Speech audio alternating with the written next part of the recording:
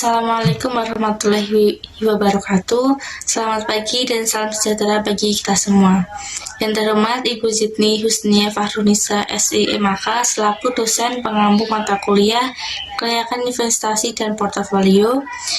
Perkenalkan, kami dari kelompok 4 yang beranggotakan Wahyu Isnani Rahmawati NPM 010, Anastasia Elvira Mia NPM 012, dan Devta Nuprastiwi NPM 027.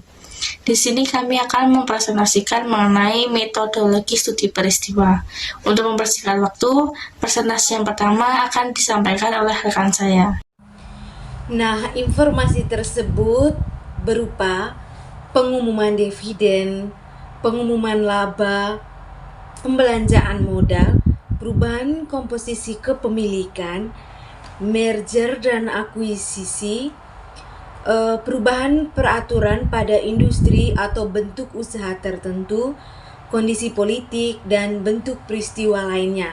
Nah, di sini saya mungkin memberi contoh seperti pengumuman dividen.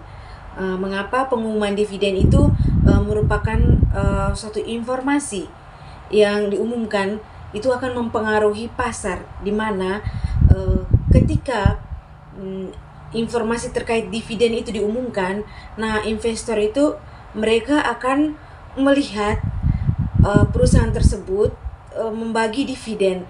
Nah, mereka akan mengukur dividen sebelumnya dengan dividen yang baru dibagikan itu.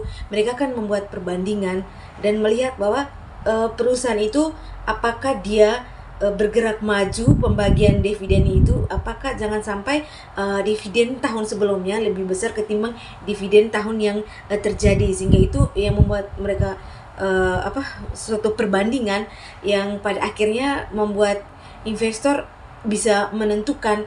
Jadi ketika dampaknya positif atau beritanya baik, yaitu di mana bergerak pembagian dividennya itu meningkat, otomatis akan membuat investor, itu artinya bahwa berita baik, jadi itu dampaknya positif dan investor akan melakukan investasi di sana. Seperti itu. Itu salah satu contoh dari informasi yang diumumkan. Proses studi peristiwa. Metodologi penelitian studi peristiwa konvensional mengikuti prosedur sebagai berikut. 1.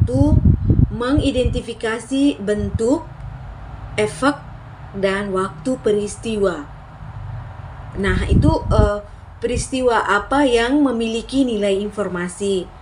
Lalu, apakah nilai informasi peristiwa memiliki efek negatif atau positif terhadap return tak normal perusahaan tertentu, dan bila mana peristiwa terjadi atau dipublikasikan. Yang kedua, yaitu menentukan rentang waktu studi peristiwa, termasuk periode estimasi dan periode peristiwa estimasi, adalah periode yang digunakan untuk meramalkan return harapan pada periode peristiwa. 3. Menentukan metode penyesuaian return yang digunakan untuk menghitung return tak normal. Nah, terdapat 2 metode yang secara luas digunakan dalam penelitian studi peristiwa, yaitu model-model statistika, model disesuaikan dengan pasar, dan model-model ekonomika. Yang keempat, menghitung return tak normal di sekitar periode peristiwa beberapa waktu sebelum dan sesudah pengumuman peristiwa itu terjadi. Return tak normal adalah return aktual di sekitar periode peristiwa dikurangi return harapan atau prediksian pada periode tersebut. Nah, return tak normal saham I pada periode T itu dilambangkan dengan RTNIT, dan return aktual saham I pada periode T yaitu RIT, dan return harapan atau return prediction atau ERIT, yaitu RTNIT sama dengan RIT dikurangi RIT. Yang kelima, menghitung rata-rata return tak normal dan return tak normal kumulatif. Return tak normal rata-rata aritmatik, yaitu return tak normal rata-rata semua sekuritas untuk setiap interval waktu dalam periode peristiwa.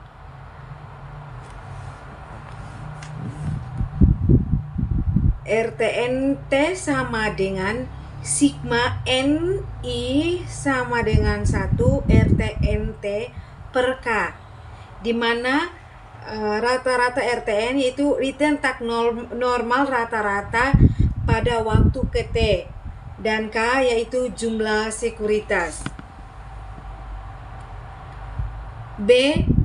Return tak normal kumulatif, yaitu urutan tak normal kumulatif untuk setiap sekuritas selama periode peristiwa.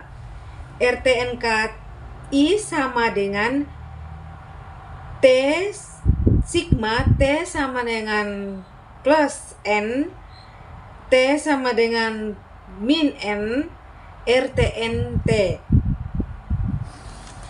Yang keenam yaitu merumuskan hipotesis statistis. Yang ketujuh, menguji apakah return tak normal rata-rata atau return tak normal kumulatif yang telah dihitung pada angka kelima tadi berbeda dari 0, atau apakah return tak normal sebelum peristiwa berbeda dari return sesudah peristiwa. Yang kedelapan yaitu simpulkan hasil studi didasarkan pada probabilitas signifikansi kurang dari probabilitas yang disyaratkan. Demikian presentasi dari saya. Selanjutnya akan disampaikan oleh rekan saya. Baik, di sini saya akan mempresentasikan terkait jenis-jenis studi peristiwa. Yang pertama yaitu studi peristiwa konvensional. Studi ini mempelajari respon pasar terhadap peristiwa-peristiwa yang seringkali terjadi dan diumumkan secara terbuka oleh emiten di pasar modal. Contoh dari studi ini yaitu pengumuman laba, pembayaran dividen, pembayaran hak atas saham, merger dan akuisisi, pengumuman pembelajaran kapital, stock split, dan bentuk sejenisnya.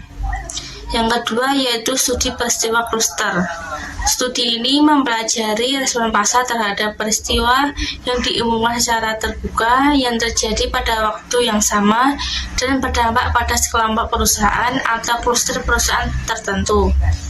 Contoh dari studi ini yaitu pengumuman pemerintah yang membuat regulasi pada industri tertentu sehingga diperkirakan berdampak pada aliran kas perusahaan dalam industri yang bersangkutan. Yang ketiga yaitu studi peristiwa tak terduga. Studi ini merupakan varian studi peristiwa kluster. Studi ini mempelajari respon pasar terhadap peristiwa yang tidak terduga. Studi peristiwa tak terduga juga relevan untuk menguji hipotesis, efisien secara informasi, dan efisien secara keputusan. Contoh dari studi ini yaitu penelitian tipe ini pernah dilakukan Hill dan Knewis tahun 1983 yang meneliti dampak kebocoran nuklir 3 Mile Island terhadap return tak normal perusahaan utilitas bertenaga nuklir dan non-nuklir. Mereka menemukan bahwa perusahaan utilitas bertenaga nuklir menderita return tak normal negatif secara signifikan lebih besar dari perusahaan utilitas bertenaga non-nuklir dalam waktu sekitar peninsula.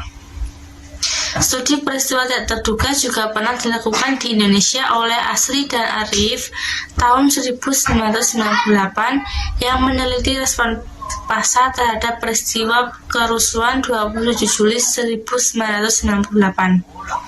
Yang keempat yaitu studi peristiwa berurutan. Studi ini merupakan varian dari studi peristiwa kluster. Studi ini mempelajari respon pasar terhadap serangkaian peristiwa-peristiwa yang terjadi secara berurutan dalam situasi ketidakpastian yang tinggi. Contoh dari studi ini yaitu Studi tipe ini adalah studi yang dilakukan oleh Manat, Cochrane, dan Phillips tahun 1998 yang meneliti kecelakaan kapal tanker Ethan Valdez yang berdampak pada ditutupnya lalu lintas kapal minyak di perairan Alaska. Demikian presentasi dari saya, selanjutnya akan disampaikan oleh rekan saya. Baik, terima kasih. Untuk yang selanjutnya akan saya lanjutkan, yaitu pengujian informasi private. Pengujian informasi private merupakan pengujian pasar efisien yang bentuk kuat. Terdapat permasalahan dalam pengujian efisien pasar bentuk kuat. Permasalahannya yaitu informasi private yang akan diuji merupakan informasi yang tidak dapat diobservasi secara langsung. Oleh karena itu, pengujian ini harus dilakukan secara tidak langsung dengan menggunakan proxy. Proxy yang digunakan adalah return yang diperoleh oleh corporate insider dan return yang diperoleh oleh portofolio reksadana. Alasannya adalah corporate insider dan reksadana dianggap mempunyai informasi private di dalam perdagangan sekuritas. Selanjutnya, insider trading. Insider trading merupakan perdagangan sekuritas yang dilakukan oleh corporate insider. Corporate insider adalah pejabat perusahaan, manajemennya, direksinya, atau pemegang saham mayoritas yang mempunyai informasi private. Pendekatan yang umum dilakukan untuk menguji kegiatan insider trading adalah dengan membuat portofolio bulanan berdasarkan sekuritas-sekuritas yang diperdagangkan oleh insider tersebut. Contohnya yaitu Givoli dan Palmon pada tahun 1985 melakukan pengujian dengan cara yang cerdik, yaitu dengan mengkorelasikan kegiatan insider dengan informasi yang diumumkan setelahnya untuk mengetahui apakah insider menggunakan informasi tersebut dalam perdagangannya. Hasilnya menunjukkan bahwa ternyata tidak ada hubungan antara insider trading dengan pengumuman tersebut. Dari reksadana. Reksadana merupakan portofolio yang dibentuk oleh perusahaan reksadana dan dijual kembali kepada masyarakat dalam bentuk unit penyertaan. Salah satu tujuan dari reksadana adalah untuk meminimumkan risiko tidak sistematik dan untuk menghasilkan return yang tinggi. Jika reksadana dapat menghasilkan return yang tinggi yang tidak normal, hal ini bertentangan dengan hipotesis pasar efisien. Jika memang hal ini terjadi, yaitu reksadana dapat memperoleh abnormal return yang berlebihan, kemungkinan manajer reksadana mendapatkan informasi private yang tidak dipublikasikan. Selanjutnya yaitu adalah anomali pasar. Jones pada tahun 1996 mendefinisikan anomali pasar sebagai teknik atau strategi yang tampaknya bertentangan dengan pasar efisien. Beberapa anomali yang banyak mendapat perhatian adalah anomali karena strategi PER rendah dan anomali efek ukuran perusahaan. Basu pada tahun 1977 melakukan penelitian dengan meranking PER dan membandingkan hasil dari grup dengan PER tinggi dengan grup PER rendah selama 12 bulan. Setelah terjadi pembelian sekuritas, hasil yang diperoleh menunjukkan bahwa sekuritas dengan PER rendah mengalahkan sekuritas dengan PER tinggi. Hal ini dikatakan anomali karena informasi PER merupakan informasi yang tersedia luas dan sudah banyak digunakan oleh pasar dalam menilai suatu sekuritas. Jika banyak investor sudah menggunakan strategi ini, seharusnya penggunaan strategi ini tidak akan menghasilkan abnormal return. Akan tetapi kenyataannya strategi ini dapat menghasilkan abnormal return.